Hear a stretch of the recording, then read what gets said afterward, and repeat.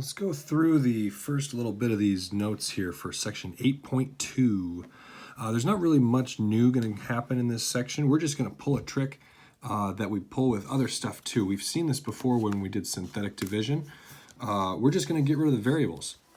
So if I have a system, maybe, I don't know, it doesn't really matter. We can make one up.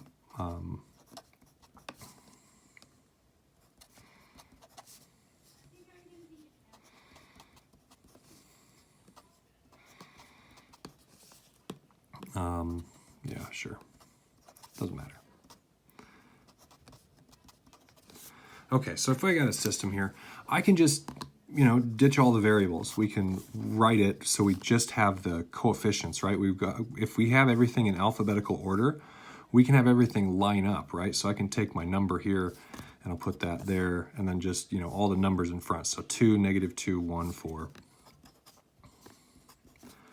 1, 1, yeah, if we don't have something written here, it's a 1. The coefficient there is a 1 if we don't write it. So we got 1, 1, -1, 1, and then 3, -1, -1, 3.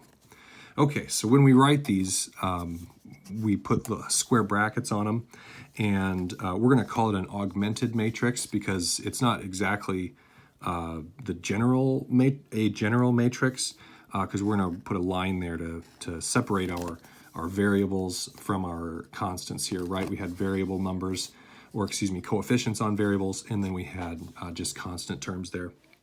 So if we wanted to, we could think about this as an x, y, and a z, and then this is our constant, right? So, yeah, right? So if we have if we have m rows, so that's rows are going horizontally, so this one would have 1, 2, 3 rows, and n columns, so this would have 1, 2, 3, 4 columns, right? Columns go vertically. So this would be called a 3x4 matrix, right? M by n. We're going to use vertical bar. Okay, great. Well, here's an example right there. Let's have another example real fast. Maybe x minus y plus z equal 1. 2y plus z equal 4, and then x plus 3z equals 0.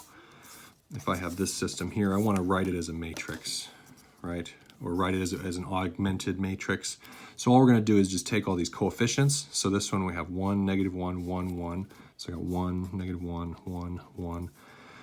The coefficient here on x is 0 here, right? If I really wanted to, we could write this like that, and it's the same, right? So we can have 0, 2, 1, 4. And then this one, we're missing a y term, aren't we? So we've got 0y sneaking in there. Okay. So I've got 1, 0, 3, 0. Okay, and then we put our little square brackets on there and we get the line down there. All right, so we have transformed that system into a nice matrix here.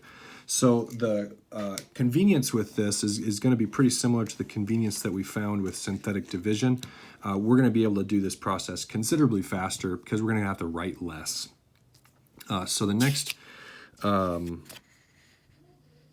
next couple of, we've got a theorem and we've got a definition here. So this is just a mirror of what we had in section 8.1. We can do the same things because we're talking about a system, right? So before, when we were talking about a system, we could, interchange any two rows. We can interchange any two rows here just the same, right? Or we can replace replace a row with a non-zero multiple of itself. We can just do all the same stuff because, well, it's the same object. We're just representing it in a different way.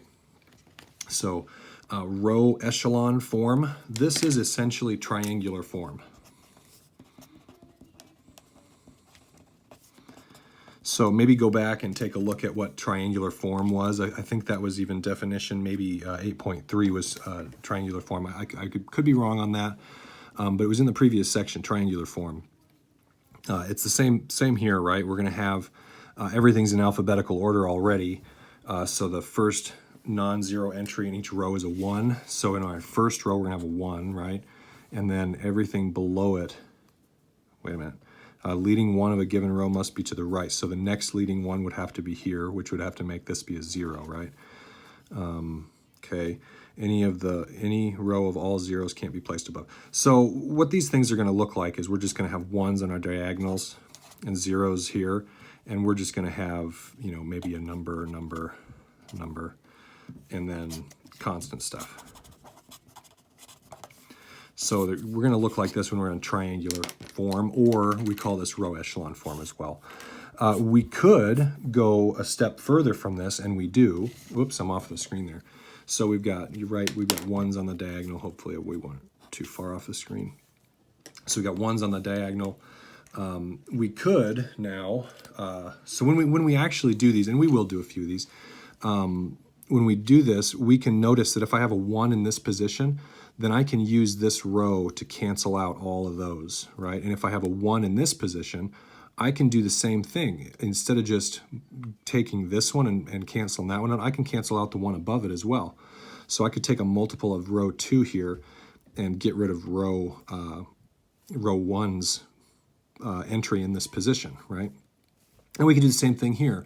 And we're going to do that. We're going to call that reduced row echelon form. So once we get a matrix into this form, we could use the rows then to cancel out all the other terms.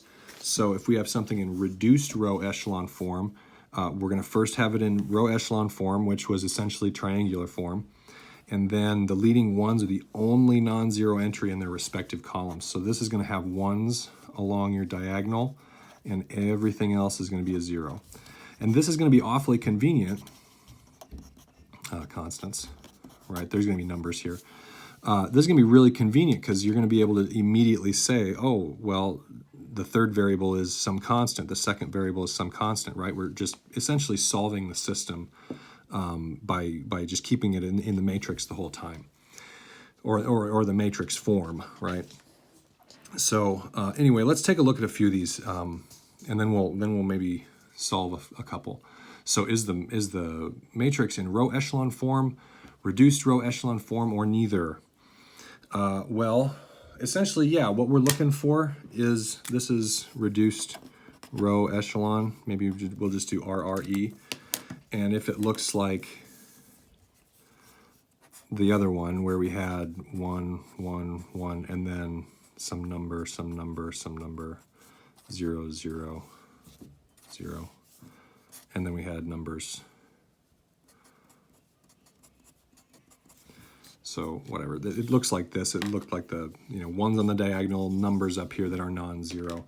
So we can probably go through these pretty quick. We'll call this row echelon, so just put RE, that's fine. Okay, so this guy here, we've got ones on the diagonal, we've got zeros everywhere else. These don't really matter, so we would call this reduced row echelon, right? Because there's ones on the diagonal, zeros everywhere else. This one, for both of these, we're looking for ones on the diagonal, so that doesn't happen. So this would be neither, right? We'd say neither. This one, we got ones on the diagonal. That's not a 1, but that doesn't. Let's take a look at what it means to be in row echelon form, because that's not reduced row echelon form, right? We know that there's non-zero numbers there. So let's look at this again. So the first non-zero entry in each row is a 1. Well, all the entries in this, all the entries in these are 1s, right? We're not exactly looking at these, but all of these numbers are all zeros. So that first condition there is met, right? The first non-zero entry in each row is 1. Any leading one must be to the right of the row leading one above it. That's true. Any row, yeah. So all of this stuff is met for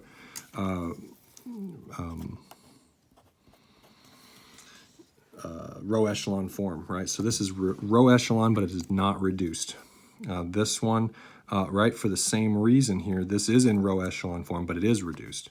So we would say reduced row echelon. This one,